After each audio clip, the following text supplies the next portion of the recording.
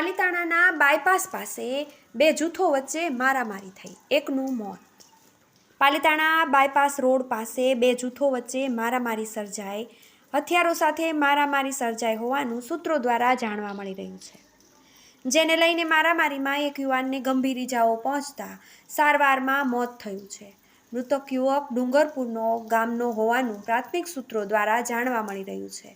ઘટનાને લઈને પોલીસના કાફલો દોડી આવ્યો છે અને લાશને પીએમ અર્થે ખસેડાઈ છે, તેમજ ઈજાગ્રસ્ત થયેલા લોકોને પણ સારવાર અર્થે માનસિંહજી હોસ્પિટલ અને ભાવનગર ખસેડવામાં આવ્યા છે। શા માટે મારામારી થઈ તે અંગે પોલીસ તપાસ કરી રહી છે। હાલ હત્યાનો બનાવ બનતા શહેરમાં ચકચાર મચી ગઈ છે। બ્યુરો રિપોર્ટ, શાશ્વત સમાચાર, પાલિતાણા।